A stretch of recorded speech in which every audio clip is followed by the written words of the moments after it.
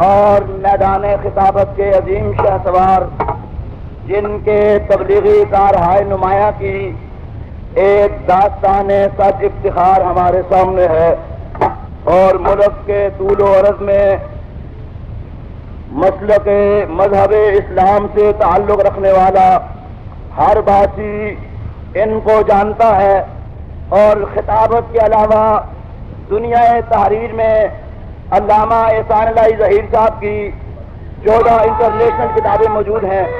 حضرات، اب میں دعوت دوں گا حضرت علامہ احسان اللہ صاحب ظہیر کو کہ وہ خطاب فرمائیں۔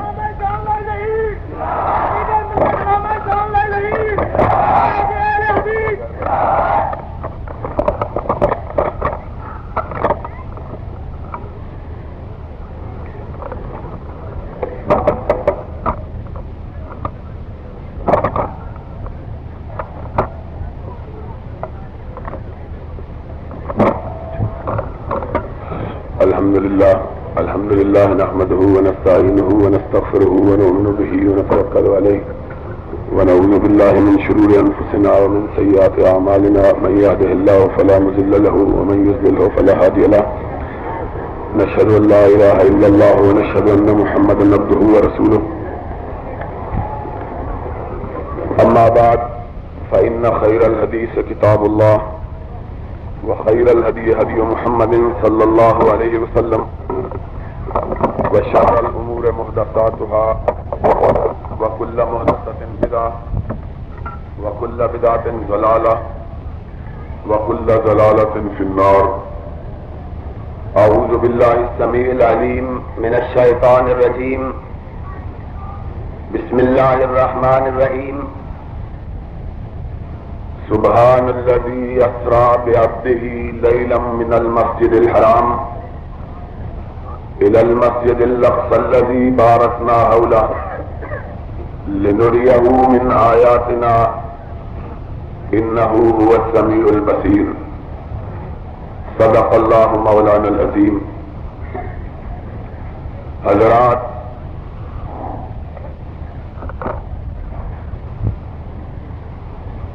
میرے لیے یہ بات جہاں خوشی اور مسرت کا سبب ہے کہ آپ اتنی بڑی تعداد میں اس جگہ تشریف فرما ہیں، وہاں مجھے تھوڑی سی حیرت بھی ہو رہی ہے کہ باوجود اس بات کے کہ 11:30 بجے 11:45 بجے تک جلسہ کی اجازت نہ ملی اور سپیکر نہ لگائے گئے، لیکن آپ پورے حوصلے، اطمینان اور عزم کے ساتھ اس جگہ پہ تشریف فرما رہے، اور آخر آپ کا ارادہ اسی طرح وقت کے حاکموں کے ارادے پر غالب رہا، جس طرح کے ہمیشہ سے دستور چلا آیا ہے کہ جب بھی کوئی قوم کسی بات کا ارادہ اور عزم کر لیتی ہے، دنیا کی کوئی طاقت اس کے عزم و ارادے کو شکست نہیں دے سکتی۔ ہم نے آپ کے ان ارادوں کی پختگی کا اور آپ کی عظیمتوں کی ان کوششوں کاوشوں کے ثمرات کا صلہ پاکستان کی صورت میں بھی دیکھا، جبکہ مختلف قوتیں اور طاقتیں اس بات پہ تلی کھڑی تھیں کہ پاکستان نہ بنایا جا سکے، لیکن بر صغیر کے مسلمانوں نے ارادہ کیا اور پھر اپنے ارادے پہ ڈٹ گئے اور کائنات میں پاکستان کی صورت میں ایک نئے ملک کا ظہور ہوا. پھر ہم نے آپ کے ارادوں کی پختگی کو سن 73 اور 74 میں دیکھا، جبکہ مسئلہ ختم نبوت کے لیے خیبر سے لے کر کراچی تک کے مسلمان ڈٹ گئے اور اللہ نے ان کے ارادوں کو غالب کیا. پھر ہم نے ان ارادوں کی قوتوں اور اس کی جلوہ سامانیوں کو سن 77 میں دیکھا. اس کے نتیجے میں نظام اسلام، نظام مصطفیٰ کے لیے وہ تحریک چلی جس نے اسلام کے سامنے بن باندھنے والوں کو خس و خاشاک کی طرح بہا دیا. پھر ہم نے آپ کے ارادوں کو پچھلے دنوں دیکھا. وہی لوگ جو قادیانیوں کے بارے میں کوئی بات سننے کے لیے تیار نہ تھے، انہوں نے مسلمانوں کے ارادوں کے سامنے گھٹنے ٹیکے اور اللہ کے فضل و کرم سے پاکستان کی فضاؤں میں پھر ایک دفعہ سرور کائنات کی ختم نبوت کا ڈنکا بجا. اور انشاءاللہ جب تلک پاکستان کے مسلمان زندہ ہیں اور اپنے عزائم اور اپنے ارادوں پر قائم ہیں، دنیا کی کوئی طاقت ان کے ارادوں کو شکست نہیں دے سکتی.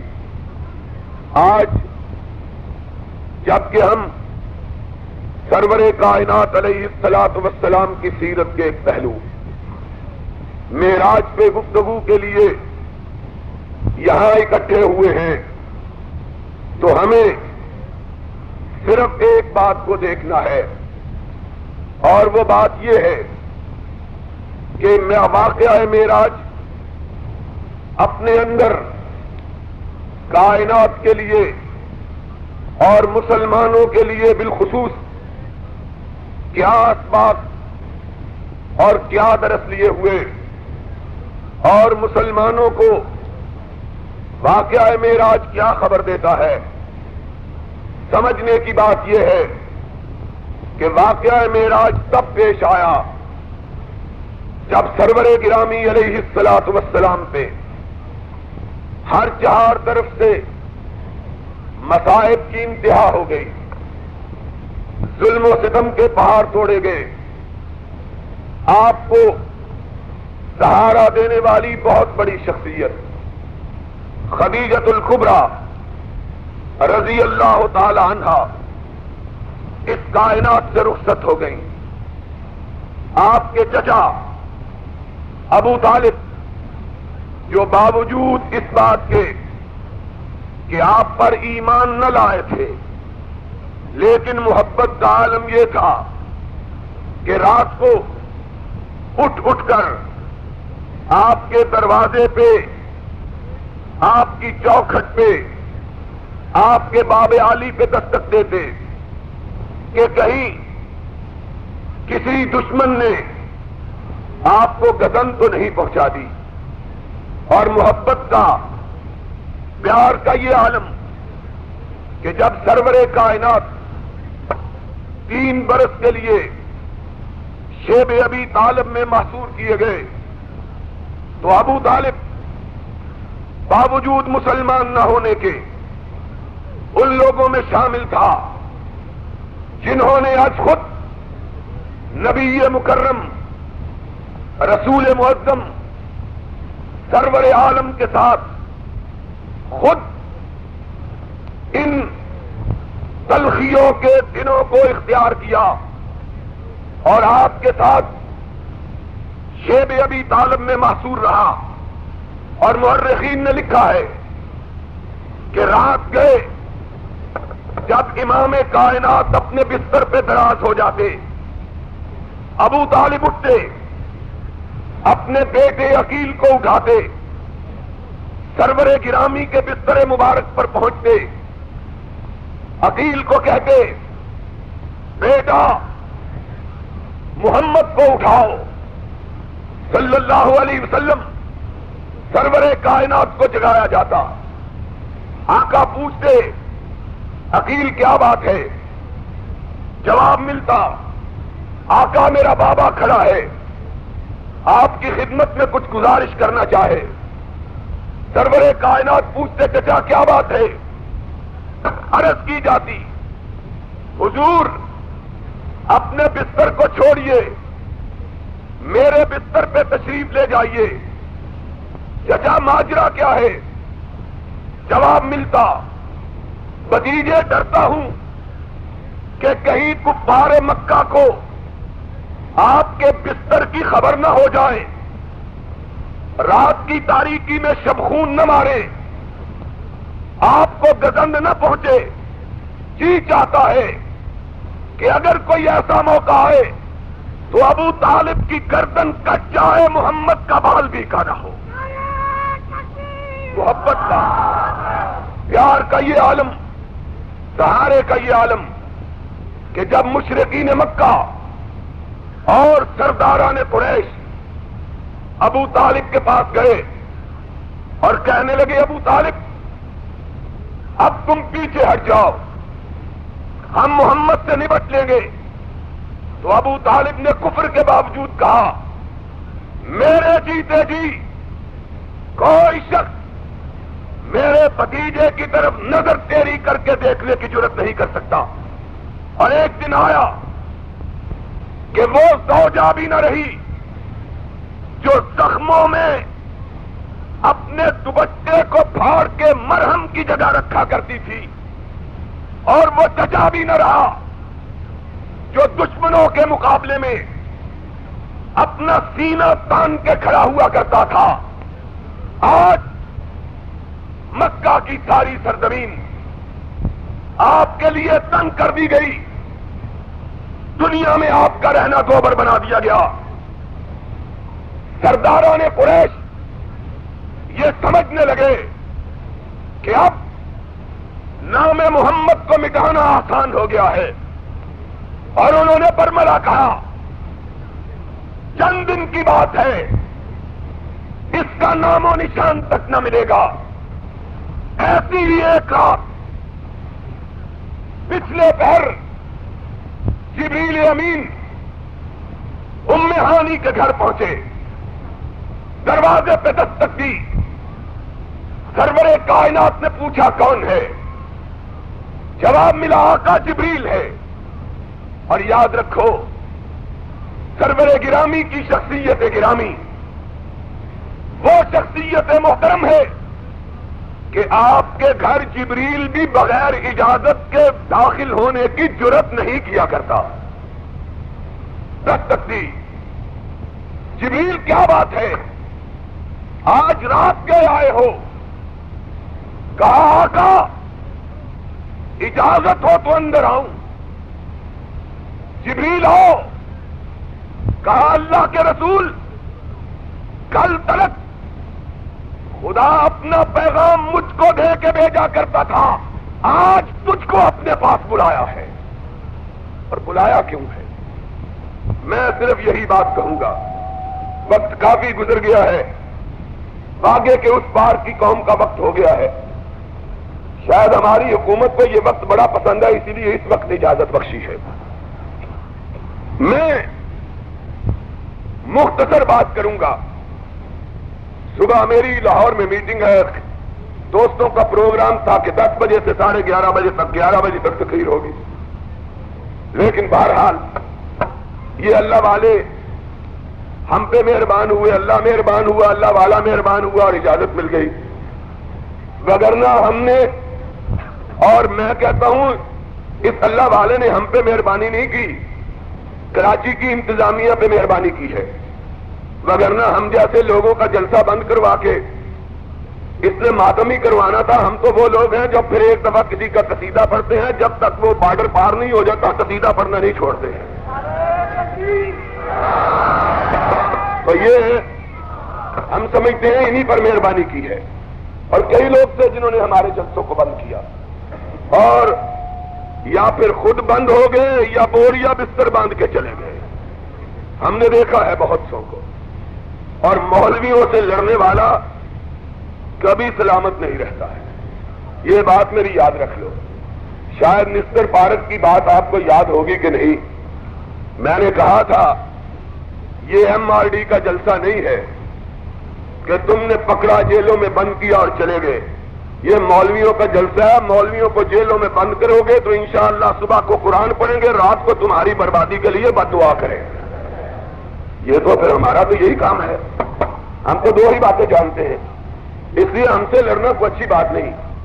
اور ضیاء الحق صاحب نے بھی یہ مسئلہ مانا ہے. ایسے ہی منظور شور مچا رہا تھا, مانا ہے مانا ہے. کس نے مانا ہے؟ ہم نے منوایا ہے. کون مانتا ہے یہاں؟ ہم نے منوایا. اور میں ان لوگوں کے خلاف ہوں. کراچی والوں سن لو, انتظامیہ تم بھی سن لو, CID والوں تم بھی نوٹ کر لو. میں ان لوگوں میں سے نہیں ہوں جو ہر چڑھتے سورج کو سلام کرتے. میں سمجھتا ہوں کہ یہ کریڈٹ اور یہ اعزاز اگر کسی کی طرف جاتا ہے تو پاکستان کے ان جیالوں کی طرف جاتا ہے جنہوں نے سرور کائنات کی ختم نبوت پہ اپنا سب کچھ لٹانے کا ارادہ کر لیا تھا. وگرنہ اگر صدر صاحب نے ماننا تھا تو 7 سال پہلے کیوں نہیں مانا ہے؟ 7 سال پہلے نہیں مانا, اب مانا جب مولویوں کے اور آپ کے تیور کو بگڑا ہوا دیکھا. اور جب مومنوں کے تیور بگڑ جاتے ہیں تو پھر کائنات پہ زلزلہ طاری ہو جاتا ہے. شکریہ کس کا ادا کریں؟ ہم نے بھٹو سے بھی 74 میں منوایا تھا مسئلہ, ضیاء الحق سے بھی ہم نے منوایا, بھٹو کی بھی گردن پہ پاؤں رکھ کے منوایا تھا. اور آج کی بھی گورنمنٹ نے ٹھنڈے پیٹوں نہیں مانا ہے. پتا چل گیا تھا پابندیاں لگا کے, قید کر کے, کہ مولوی بفرے ہوئے, اور ان دو چیزوں کا جب بفر جائیں تو کوئی سامان نہیں. جب سمندر بفر جاتا ہے تب بھی کوئی علاج نہیں, جب مولوی بفر جاتا ہے تب بھی کوئی علاج نہیں. یہ بات یاد رکھو. تو میں یہ کہہ رہا تھا, یہ معراج کا واقعہ ایک خصوصی درس لیے ہوئے تھا اپنے اندر. رب کائنات نے جبریل کو بھیجا 2 چیزوں کے اظہار کے لیے. جو میرے محبوب کو بلا کے لاؤ. سبب کیا ہے؟ سبب یہ ہے کہ دنیا والے یہ کہتے ہیں کہ ہم آمنہ کے لال کا نام فرش زمین سے مٹا دیں گے. اور ان کو کہو اور مکہ سے آمنہ کے لال کا نام مٹانے والوں سن لو, بڑا پانا لکا ذکر, میں نے محمد کے نام کو آسمان کی بلندیوں پہ لکھ دیا ہے. تم کہتے ہو ہم زمین سے مٹا دیں گے. تم زمین پہ مٹانے والے جاؤ, اس کو روک کے دکھاؤ, اس کی سواری آسمانوں پہ جا رہی ہے. تم نے کہا ہم اس چراغ کو جلنے نہیں دیں گے. یریدون لیطفئوا نور اللہ بافواہہم ویابی اللہ الا ان یتم نورہ ولو کرہ الکافرون. تم نے کہا ججا نہیں رہا, غم گسار بیوی نہیں رہی, کون ہے اس کو پناہ دینے والا؟ کہا پناہ دینے والا جبریل کو بھیج کے اس کو اپنے پاس بلا رہا ہے, ذرا راستہ روک کے دیکھو تو صحیح. ذرا جاؤ جبریل بلا کے لاؤ. ایک بلایا اس لیے کہ کائنات جس کو مٹانا چاہے وہ نہیں مٹتا. رب جس کو اٹھانا چاہے دنیا کی کوئی طاقت اس کی عزت کو کہہ نہ سکتی. رب نے درس دیا. تم نے کہا مٹا دیں گے مکہ کی وادیوں سے, مکہ کے بازاروں سے, مکہ کے گلی کوچوں سے. اور مکہ یہ تو بستی مبارک محدود, ہم نے اسے آسمان کی بے قرار وسعتوں سے اوپر اپنے پاس بلایا. جاؤ اسے محدود کر کے تو دکھاؤ. جبریل آئے اور ذرا سبق دیکھنا. سرور کائنات اٹھے, کہا آقا تشریف لائیے. سرور گرامی باہر نکلے, براق باہر کھڑی ہے. حضور نے براق کو دیکھا. جبریل یہ کیا ہے؟ عرض کی آقا یہ سواری ہے جو آپ کے لیے آپ کے رب نے بھیجی ہے. آقا سوار ہونے لگے, براق بدکنے لگی. جبریل نے آگے بڑھ کے لگام پکڑی, براق کو خطاب کیا, براق تھم کے رہو, آج تجھ پہ وہ شخصیت گرامی سوار ہونے لگی کہ ایسی سواری نہ کسی نے زمین پہ دیکھی نہ آسمان پہ دیکھی. کیا مچل رہی ہو؟ اور ذرا یہاں رک جاؤ, بات آئی ہے تو کہہ دیتا ہوں. وہ لوگ جو سمجھتے ہیں کہ نبی کے مقام کی سربلندی کے لیے یہ بات ضروری ہے کہ انہیں نوری قرار دیا جائے, وہ ذرا آنکھیں کھول کے دیکھو تو صحیح کہ وہ کون ہے جس کی سواری کی لگام نوریوں کے سردار نے تھامی ہوئی ہے.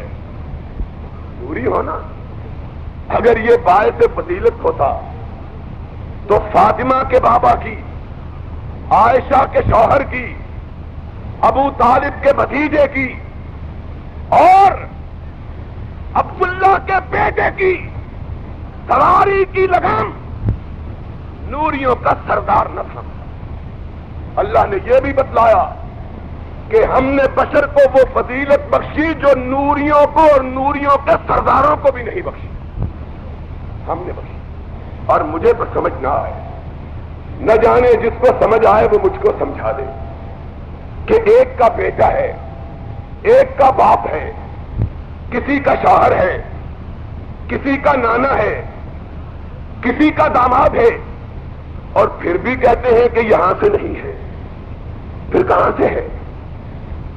کوئی بتلاؤ تو صحیح کہ کسی نے جبریل کے باپ کا نام سنا ہے, کسی نے میکائیل کے بیٹے کا نام سنا ہے, کسی نے اسرافیل کی بیوی کا نام سنا؟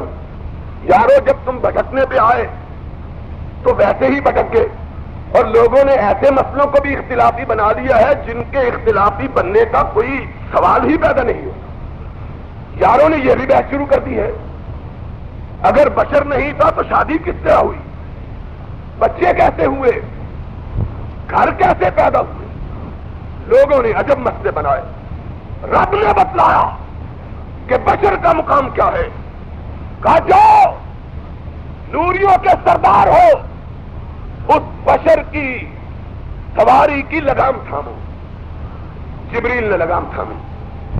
اور کیا کہوں, مسلمان تیری عقیدت نے کیا کیا کرشمے دکھائے. تو نے میرے نبی کی سواری کی تصویر بنائی تو چہرہ عورت کا لگا دیا. تیرے ذہن پہ عورت اس طرح مسلط اور تیرے افکار پہ جنس اس طرح شکار, اس طرح سوار کہ نبی کی براق کی تصویر بنائی, اس نبی کی جس کی پاکیزگی و طہارت کا عالم یہ ہے کہ بخاری شریف کی روایت ہے کہ عورتیں اس نبی کے پاس آتی, کائنات کا امام اپنی امت کی عورتوں سے بھی گفتگو فرماتا تو پردے کے پیچھے سے فرماتا. اس نبی کی سواری کی تصویر بنائی اور عورت کا چہرہ لگایا, تمہیں حیا نہیں آئی, تمہیں شرم نہ آئی؟ تم نے کیا سمجھا ہے نبی کو؟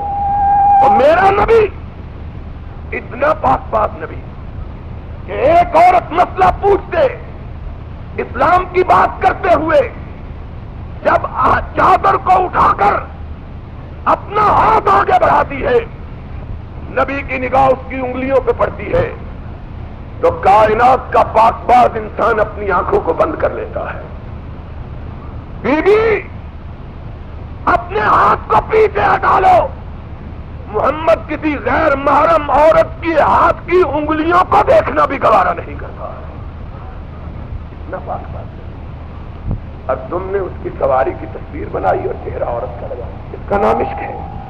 خدا یہ عشق تمہیں مبارک کرے. اس عشق میں ہم نے بڑے لوگوں کو گلے میں پٹکا ڈالے ہوئے دیکھا ہے. یہ عشق تمہیں مبارک ہو. ہمیں خدا اس عشق سے محفوظ رکھے. ہمارا عشق ہماری محبت اس طرح کی جس طرح کے آمنہ کے لال نے بیان کی ہے. ہم نے محبت بھی کی دوسری انداز. سواری پہ سوار ہوئے. میرے آقا نے کہا, اس نے پہلا قدم اٹھایا اور دوسرا قدم وہاں پہ رکھا جہاں تک محمد کی نگاہ کام کرتی تھی. قبر کی پہلی منزل بیت المقدس میں. اور ذرا آج مسئلہ معراج بھی سمجھ لینا اور ختم نبوت کا بھی سمجھ لینا. پہلی منزل مسجد اقصی میں جبریل نے براق کو تھاما, میرے آقا کو اتارا. سرور کائنات نے دیکھا کہ مسجد میں صفے بندی کھڑی ہے. جبریل, یہ کون ہے جو صفے باندھے ہیں؟ کہا اللہ کے آخری نبی, یہ آدم سے لے کے عیسیٰ تک وہ سارے نبی ہیں جو آپ سے پہلے ہو گزرے ہیں. کہا جبریل یہ کیوں کھڑے؟ کہا آقا نماز کے لیے کھڑے ہیں. کہا جبریل ان کو کس کا انتظار ہے؟ کہا آمنہ کے لال ان کو اپنے امام کا انتظار ہے. آقا نے پوچھا جبریل, ان میں ابراہیم خلیل بھی ہے, ان میں اسماعیل ذبیح بھی ہے, ان میں یوسف ابن کریم بھی ہے, ان میں موسیٰ کلیم بھی ہے, ان میں داؤد بھی, سلیمان بھی ہے, اب کون سے امام کا انتظار ہے؟ جبریل نے یتیم مکہ کو کندھے سے پکڑا, صفوں کو چیرا اور ساری صفوں کو چیر کے مصلے پہ کھڑا کر کے کہا ان کو تیرا انتظار ہے. اور لوگوں, یہاں سمجھنے کی بات یہ ہے کہ آج معراج پہ جاتے ہوئے پہلی منزل پہ پڑاؤ کیوں ہوا؟ آقا کو بیت المقدس میں کیوں اتارا گیا؟ مسجد اقصی میں کیوں ٹھہرایا گیا؟ اس لیے ٹھہرایا گیا کہ رب نے کائنات والوں کو بتلانا تھا, میں نے یتیم مکہ کو آنے والوں کا امام بنا کے ہی نہیں بھیجا بلکہ جانے والوں کا بھی امام بھی بنا دیا ہے. وہ آنے والوں کا بھی امام, وہ جانے والوں کا بھی امام. اور اسی لیے اس نے کہا لو کان موسیٰ حیا لما وسعہ الا اتباعی. اگر آج موسیٰ بھی آسمان سے دنیا میں نئے سرے سے زندہ کر کے بھیجے جائیں, اس کو بھی میری امامت باہرنے بغیر کوئی چارہ کار نہیں. محمد کی امامت مانے.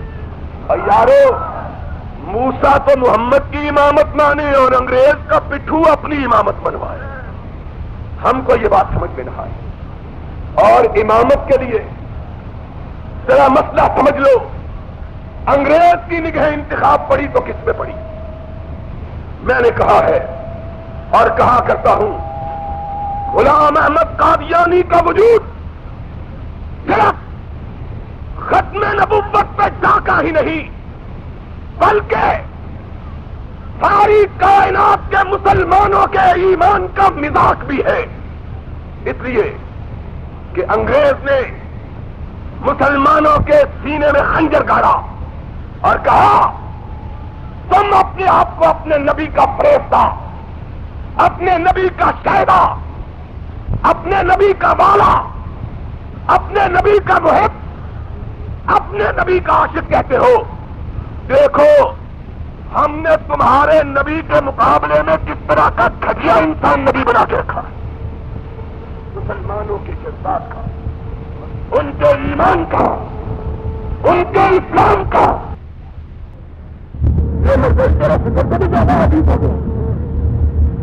اپنے حقوق کے لیے تو لڑ لو. ان کے حقوق.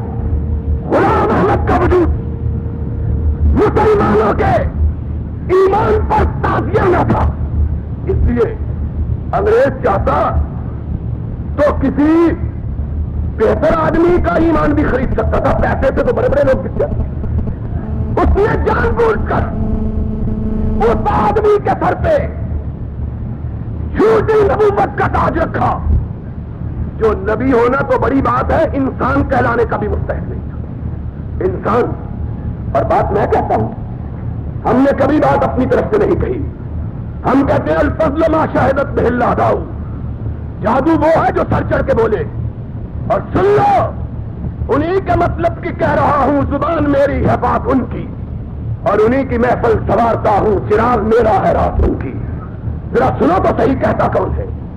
اس کا اپنا بیٹا. ہائے میرے اللہ، تیری قدرت پہ قربان. تو نے واقعات کو دشمنوں کی زبان سے کس طرح محفوظ کروایا تاکہ آنے والی نسلیں اس مہد طیبہ کو بھی دیکھیں اور اس کرم خاکی کو بھی دیکھیں. دونوں کی باتوں کو محفوظ کیا. اس کی بات اس کا اپنا بیٹا مرزا بشیر سیرت المہدی میں لکھتا ہے. بشیر الدین محمود نہیں، بشیر ایم اے، دوسرا اس کا بھائی، اپنے باپ کی سیرت لکھتا ہے. سیرت المہدی کہتا ہے میرا باپ اتنا سادہ تھا. سادگی بیان کرتا ہے کہ ایک ایک مہینہ غسل نہیں فرمایا کرتے تھے. سادگی بیان ہو رہی. سبحان اللہ. واہ انگریز، میری آواز اگر کسی ان تک پہنچے تو ان کو کہو کہ تمہارے حسن کمالات کی خیر، تم نے چنا بھی تو کیسا ہیرا چنا ہے. کہا ابا جی ایک ایک مہینے غسل نہیں فرمایا کرتے تھے. تارا سنگ کا بیٹا ہے نا، وساکھی بھی وساکھی غسل کرتا ہے. کہا سادہ اتنے تھے کہ سخت گرمیوں کے موسم میں 15 دن کپڑے بھی نہیں بدلتے تھے. اور ایک دن گھر آئے، اتنی بدبو جس میں مبارک سے آ رہی تھی کہ میری اماں جو اس کی بیوی ہے، جو مرزا صاحب کی پتہ نہیں تھی کہ نہیں، اس کی میں نہیں کہتا، یہ بھی بتلاؤں گا، خود کہتا ہے. اب آئی ہے بات تو سن لو. سننی ہے بات. معلوم ہوں پچھلا ٹبر میں سننا چاہتا اور سننی ہے کہ نہیں. کہتا ہے سارے نبیوں کو جو معجزے ملے ہیں ان کی تعداد ہے 3 لاکھ. توفہ گولڑی میں لکھتا ہے سارے نبی سرور کائنات سے لے کر آدم تک جتنے نبی ہوئے ان سب کو جو معجزے ملے ان کی تعداد کتنی ہے؟ 3 لاکھ. کہنے لگا مجھے اکیلے کو جو معجزے ملے ہیں ان کی تعداد 10 لاکھ ہے. ایک کلّا ہی 1.25 لاکھ جاؤ. کہتا ہے مجھ کو جو معجزے ملے ان کی تعداد کتنی ہے؟ 10 لاکھ. توفہ گولڑا میں لکھتا ہے. میرے ساتھ تو سننے میں گل نہیں، یہ سن لو گے تو اگلے سال میر ہو جاؤ گے، یہ تو جتنی میروں میں جاؤ گے. کہا کہ مجھ کو جو معجزے ملے ان کی تعداد 10 لاکھ. حضرت جی ہم نے معجزے دیکھے ہیں نبیوں کے. ایک نبی کو معجزہ ملا، مردہ سامنے پڑا ہے، کہا تم بسم اللہ اٹھاؤ میرے رب کے حکم سے. ہائے رب کا حکم کا نام آیا تو ایک کراچی کا مولوی یاد آ گیا ہے. اس نے کہا نبی تو رب کا نام لے کے زندہ کرتے تھے، میرا پیر بین بجا کے زندہ کرتا تھا. میں نے کہا پیر نہ ہوا سپیرا ہو گیا نا، بین تو سپیرے ہی بجاتے ہیں، پیر تو نہیں بجاتے. تو اس نے کہا میرے 10 لاکھ معجزے. ہم نے کہا ہم نے معجزے نبیوں کے دیکھے. ایک نے کہا کم بسم اللہ، اٹھ کے کھڑا ہو گیا. ایک نے اپنا ہاتھ بغل کے نیچے رکھا، نکالا تو سورج اور چاند دیکھ کے شرما رہا تھا.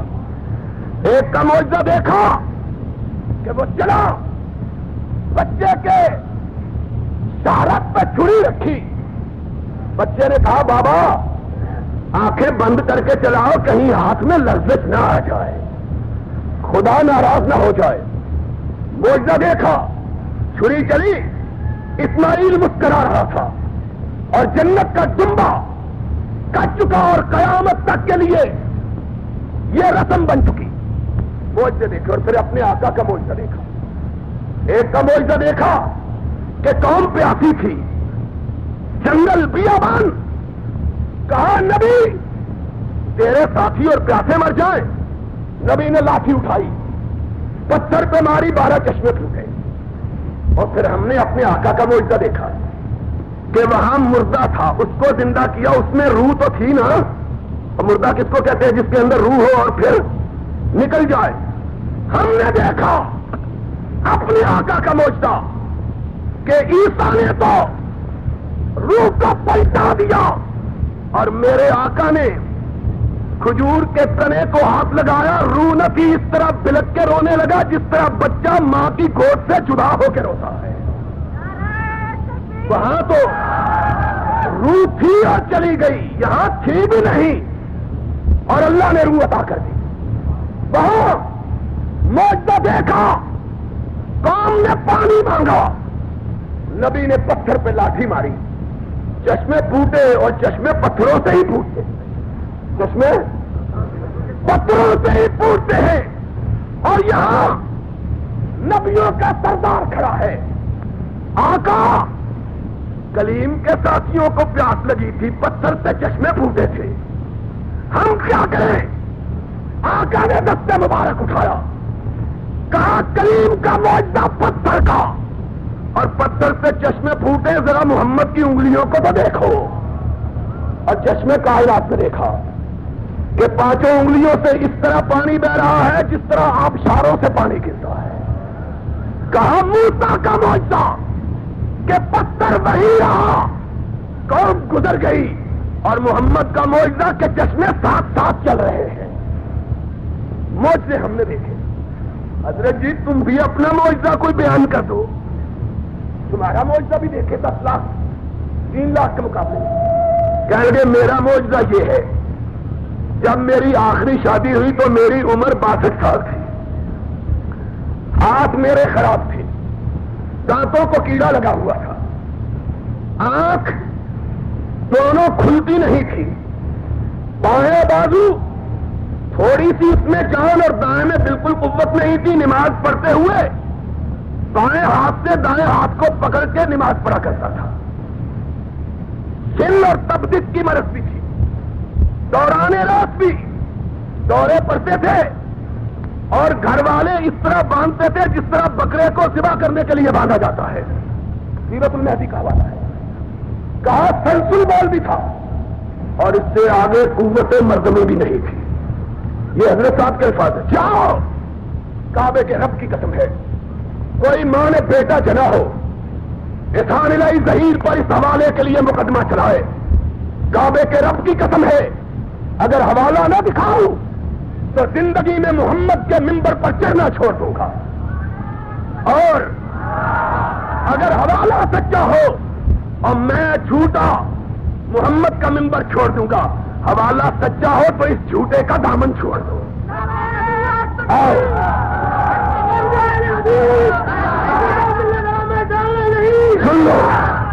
سن لو حوالہ. کہا قوت مردمی بھی نہیں تھی. حکیم نور الدین کو پتا چلا, اس نے خط لکھا, جی شادی نہ کرو, فتنے کا ڈر ہے. اچھی بات نہیں نا جی. کہا شادی نہ کرو, فتنے کا ڈر ہے. اب حضرت صاحب کی مت ماری گئی ہے. کہتے ہیں لوگوں کے روکنے کے باوجود میں نے شادی کر دی. میں نے شادی, کہتے ہیں باوجود اس بات کے کہ قوت مردمی نہیں تھی, ابھی 9 مہینے گزرے کے بچہ پیدا ہو گیا. خدا کی قسم ہے, یہ لکھا ہوا ہے. اور میں نے اپنی انگریزی اور عربی کتاب میں لکھا, حضرت جی اگر اس کا نام معجزہ ہے تو یہ تو آپ کی بیوی کا ہے جس نے بغیر خامد کے بچہ پیدا کر دیا ہے. آپ کا معجزہ کیا ہے؟ اس میں معجزہ تو بیوی صاحبہ کا ہے, نبی کو اس کو بننا چاہیے تھا. یہ معجزہ ہے. دیکھو انگریز نے مسلمانوں کا مزاج کیسے اڑایا. کہتا ہے سیرت المہدی میں بچہ اپنے باپ کا ذکر کرتے ہوئے کہتا ہے اس اما جان نے حضرت صاحب کو گھر میں آتے دیکھا, روح سے دماغ پھٹ گیا, دوپٹہ اپنی ناک پہ رکھ لیا کہ حضرت صاحب کے جسم سے کستوری کی خوشبو آ رہی ہے. برداشت. اور اس کا نبی بنایا. کس کا مذاق اڑانے کے لیے؟ اس کائنات کے امام کا مذاق اڑانے کے لیے، جس کی طہارت پاکیزگی کا عالم یہ ہے کہ تیرے آقا کا حوالہ تیرے بیٹے نے لکھا اور میرے آقا کا حوالہ میرے آقا کے غلام نے لکھا. یہاں مرزا بشیر نے سیرت المہدی میں لکھا اور میرے آقا کی بات کو شمائل ترمذی میں امام ترمذی نے لکھا.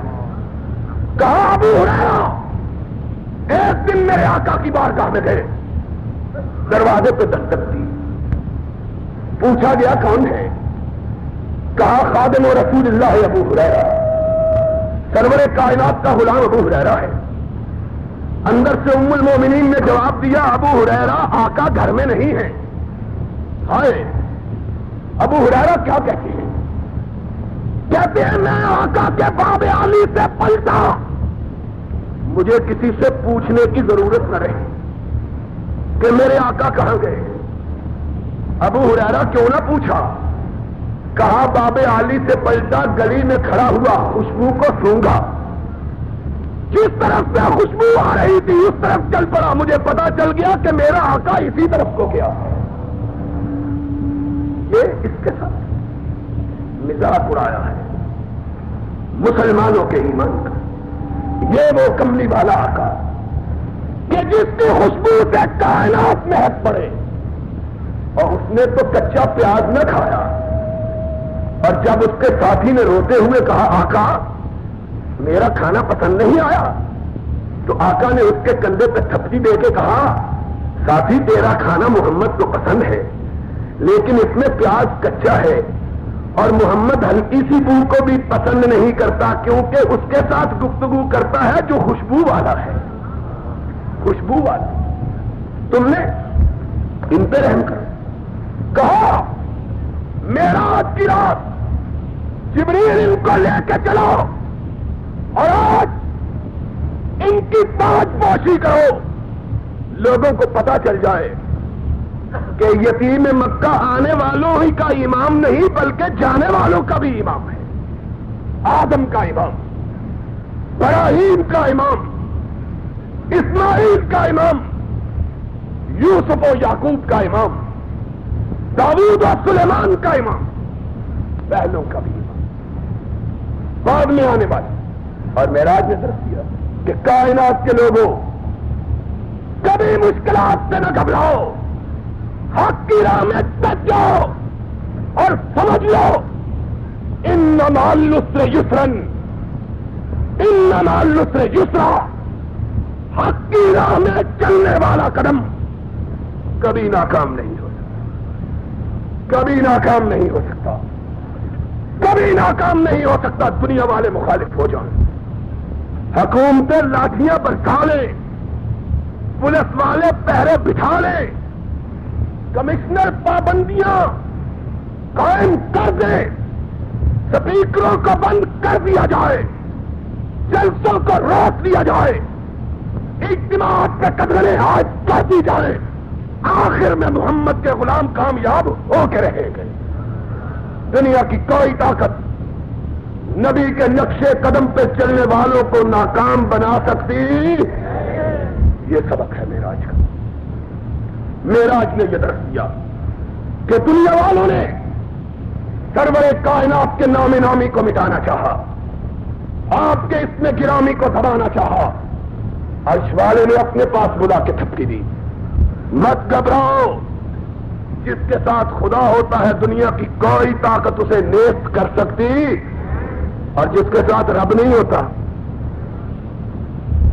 بولو، اور جس کے ساتھ جارج بش ہوتا ہے،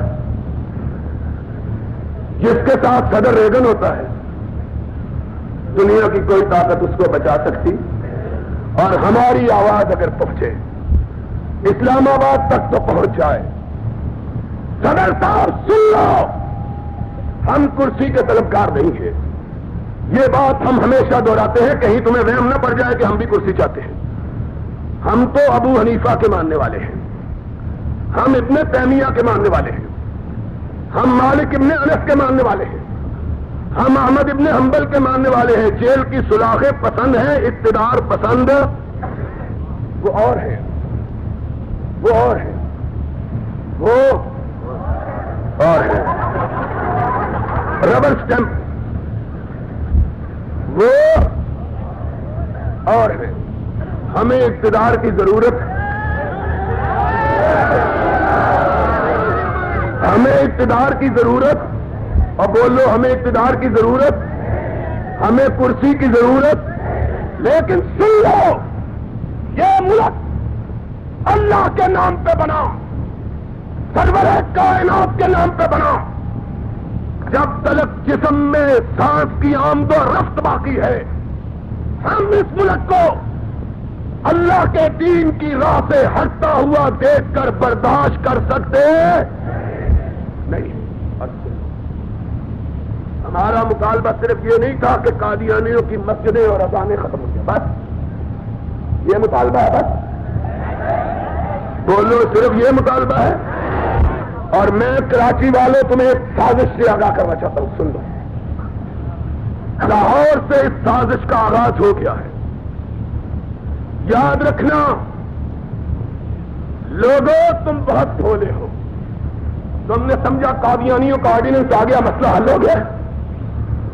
مسئلہ ابھی حل، مسئلہ اس دن حل ہوگا جب صدیق کا جھنڈا بلند ہوگا، مسئلہ اس دن حل ہوگا جب صدیق کا جھنڈا، جب فاروق کا درہ بلند ہوگا، جب عثمان کی تلوار بلند ہوگی، جب علی کا لایا ہوا نافذ کیا ہوا قانون اس دن ہوگا، تب تلک مسئلہ حل۔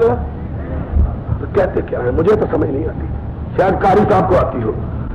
کہتے ہیں ہم نے کسی کی عزت لوٹی ہے، ہم نے کسی کی آبرو لوٹی ہے، ہم نے مکان بنائے ہیں، ہم نے کہا یہ صدارتی آرڈیننس میں لکھا ہوا ہے جو صدر بنے وہ یہ کام ضرور کرے۔ نفی کس بات پہ کرتے ہو؟ یہ کون سے قانون میں لکھا ہوا ہے کہ بھائی یہ کام تم نے ضرور کرنے اور تم نے نہیں کی اور ہم پہ احسان کر رہے ہو؟ یہ کس نے کہا ہے؟ سن لو، سندھ کا آئی جی پولیس ڈاکوؤں کے ہاتھوں 4 سپاہی چھلوا کے آ جاتا ہے، اور سنو ہنسنے کی بات نہیں رونے کی بات ہے۔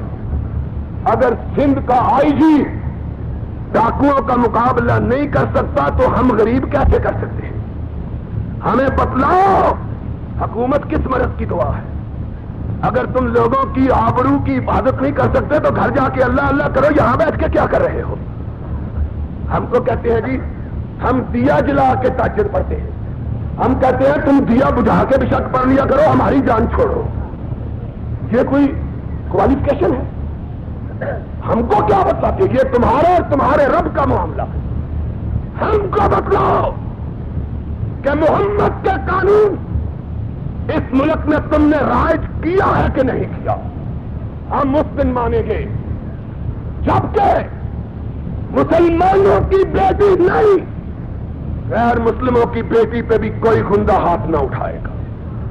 ہم اس دن مانیں گے۔ نبی کا دور ہے، نبی کا دروازہ، نبی کا شہر۔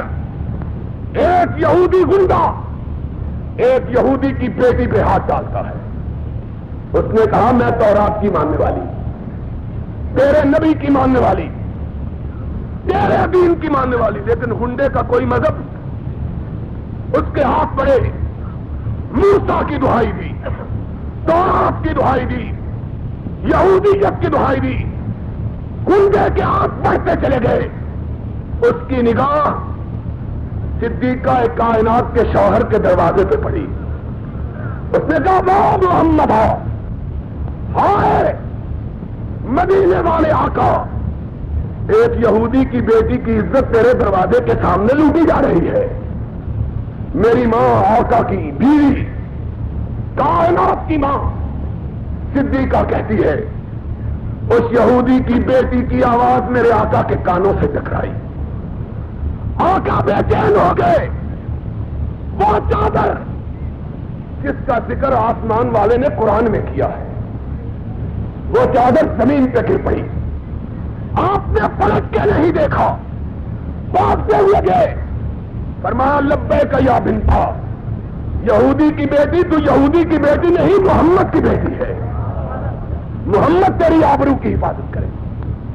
ہم چاہتے ہیں کہ وہ قانون آئے، جب تک وہ نہیں آتا ہم مطمئن ہو سکتے کس کو دھوکہ دیتے ہیں؟ اور ہمارا ایک وہابی وزیر ہے، خدا نہ کرے کوئی وہابی وزیر ہو جائے، یہ وہابی فقیر ہی رہے تو اچھا ہے، ایمان کی بات ہے، اور اس کو کنگروں کو تو ہلاتے رہتے ہیں۔ ایک ہمارا وہابی وزیر ہو گیا، اس کا بیان آج کے اخباروں میں چھپا ہے، کہتا ہے سندھ میں ڈاکے پڑتے ہیں، یہ ہماری روایت ہے۔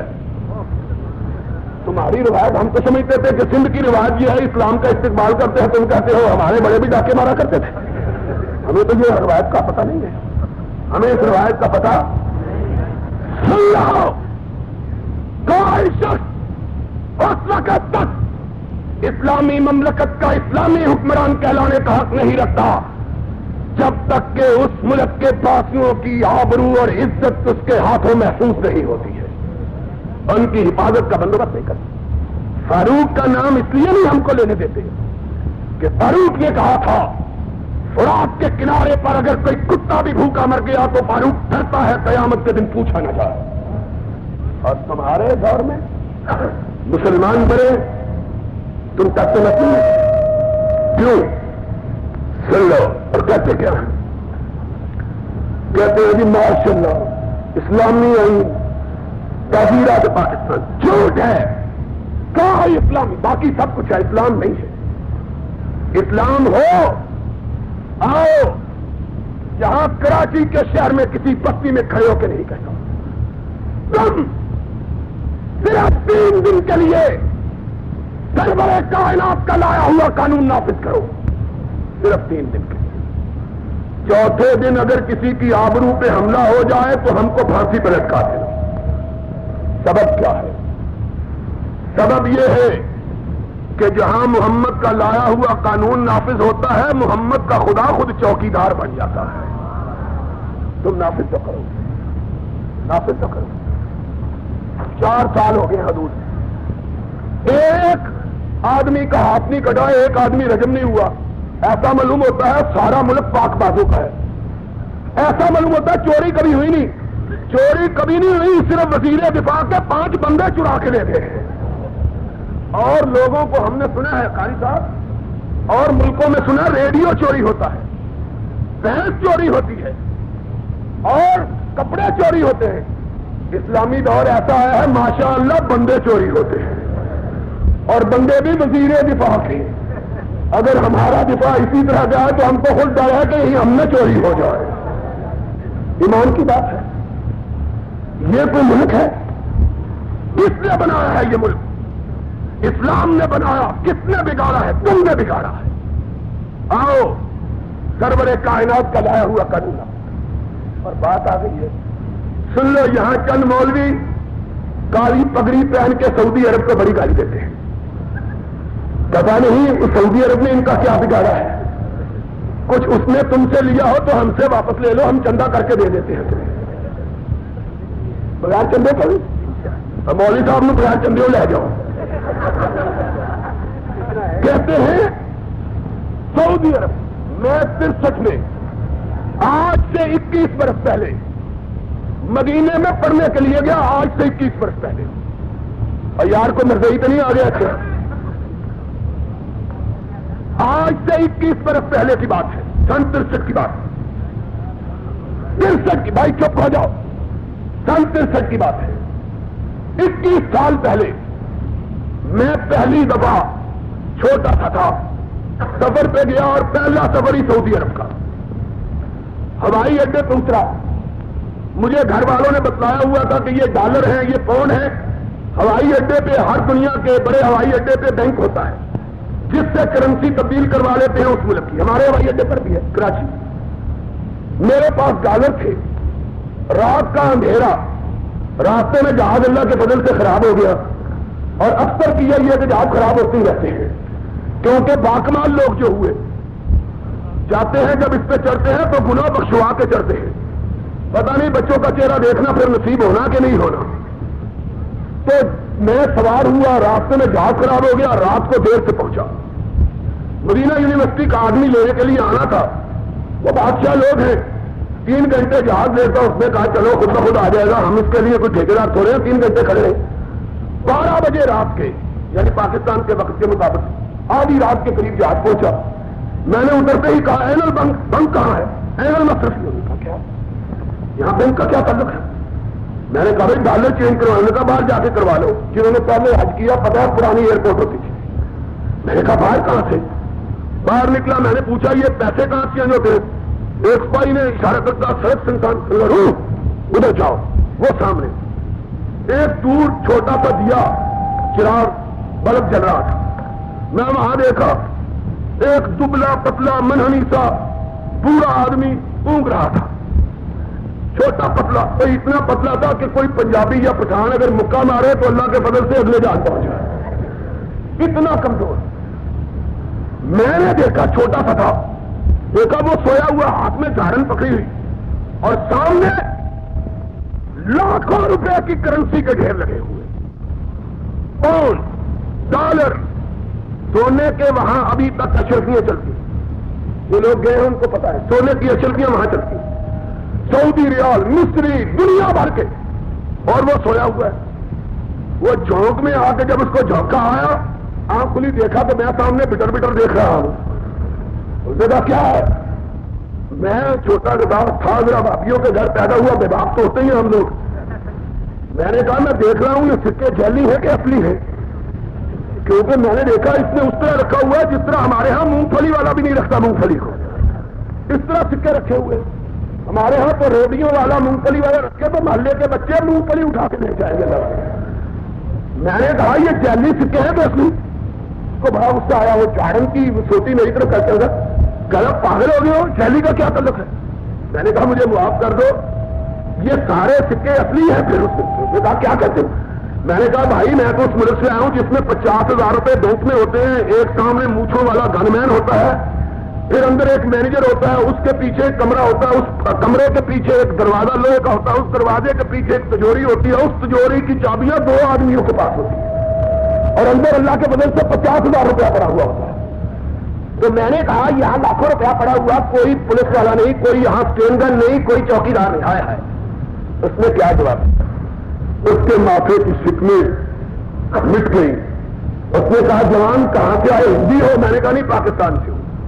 اس نے کہا تم کیا جانو کہ جہاں محمد کا لایا ہوا قانون نافذ ہوتا ہے وہاں چوکیدار کی ضرورت نہیں ہوتی, خدا خود نگہدار بن جاتا ہے. یارو آج بھی ہم نے دیکھا مجال ہے کسی کی آنکھ اٹھا کے دیکھے, اور یہاں مجال ہے آدمی چور کی طرف آنکھ اٹھا کے دیکھے. کراچی میں تو اللہ کے بدل سے چور کی طرف بھی آنکھ اٹھا کے نہیں دیکھتے. کیوں نہیں جامعین صاحب؟ ہم تو اس لیے ڈرتے ہوئے کراچی آتے نہیں ہیں. لوگ پوچھتے ہیں ہم جلسوں میں بلاتے ہیں آتے کیوں نہیں؟ میں کہتا ہوں یار مجھے چوروں سے ڈر آتا ہے. کہہ لگے چور بڑے ہیں کراچی میں. میں نے کہا یار ہمارے پنجاب میں بھی بڑے ہیں لیکن کراچی میں تو اللہ کے فضل سے دن کے 12 بجے بینک کے اندر سے ڈاکہ ڈال کے ساری دنیا کے سامنے باقاعدہ پٹاخے چلاتے ہوئے جاتے ہیں, کوئی روکنے والا نہیں ہوتا ہے. یہ ملک ہے, اس کی جان محفوظ ہے, اس کی آبرو محفوظ ہے. تم ٹیکس لیتے ہو, تم حکومت کے لوگ, تم حکومت جماتے ہو. تم 5 آدمیوں کی حفاظت کے لیے 90% پولیس اور 8 کروڑ کی حفاظت کے لیے 10% پولیس. انصاف ہے؟ کچھ خدا کا خوف کرو.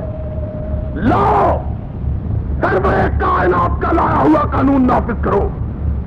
4 چوروں کے ہاتھ کراچی میں کاٹو, ایک ہاتھ میمن مسجد پہ لٹکاؤ, ایک ہاتھ مولانا بنوری کی مسجد پہ لٹکاؤ, ایک ہاتھ جماعت غربا حدیث کی مسجد پہ لٹکاؤ, وہاں بھی لٹکاؤ, ایک ہاتھ لسبیلا پہ لٹکا دو. یا میر صاحب کے